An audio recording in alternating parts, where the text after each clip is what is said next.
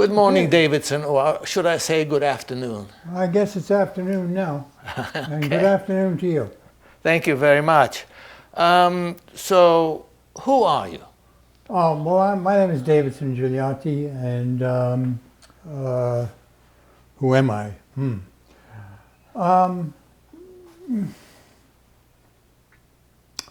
You know, I've not been asked that question, so I think we're gonna let's go on to another question. Okay, so I understand that you are a video artist, Well, and yeah. you were instrumental in very early on with introducing video into the art world, as it were. I was one of many. You were one of many. I was one of many. And go ahead. Yeah. But I think this is about Soho. So what I'm going to say is this. Back in 1969, I was a member of a video collective called the Videofreex. And we acquired a loft at 98 Prince Street, or we called it 98. Now I see it's called 96 Prince Street, but it's right next door to Fenelli's. Oh, really? Right next door to Fenelli. So we had the top floor there. And we were involved in a number of projects up there. There were 9 of us, 10 of us actually, finally. And we were doing video. And we were this was very early, you understand, 1969. And we became involved with CBS at one point.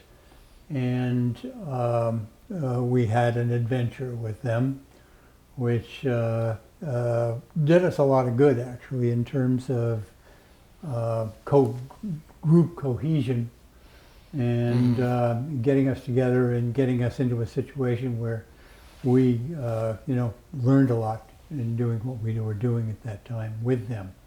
Didn't work out too well for CBS, but it worked out very well for us. Yes. So we had this loft on Prince Street, right next door to Fenelli's, and some of us lived there, and some of us lived uptown. I lived at 98 Prince Street.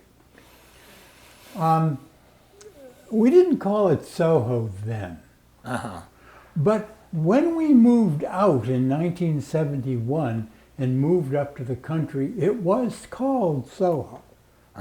We talked about it. It was the first time we'd heard that term. And we realized that we lived in Soho. My goodness, so it was a place, it was a real environment, right. I'd say. We had many adventures there, and we did a lot of projects. And not only that, but we met just about everybody else who was doing video at that time. And we became involved in that community extensively. The Videofreex, is that it? Yeah, F-R-E-E-X, Videofreex. Why did you call it that? I didn't. But when it was founded by David Court and Parry Teasdale and Curtis Ratcliffe, I'm told that it could have been the Vidiots. We were lucky that it was the Videofreex, actually. I see. So anyway, that was probably David Court's locution. I wouldn't be at all surprised. So did you go often to Fenelli's to drink? Well, yes. As a matter of fact, we used to have lunch there almost every day. But I have to tell you that Fenelli's was a very different place in those days than it is now. The clientele was different, and the food was different, the management was different. It was still called Fenelli's, but it was a very different place. And we used to it had a sort of an Italian cuisine, and spaghetti and meatballs. Well, we used to get pasta fagioli for lunch. Oh, good. Pasta fagioli and a salad. That was like considered a good lunch. Okay. If you're familiar with the art of that time, When you're talking, we're talking now about early conceptual art, right? Conceptual art from the 1960s, early 70s, the Avalanche period. Remember Avalanche magazine? Yep. Okay, the Avalanche period.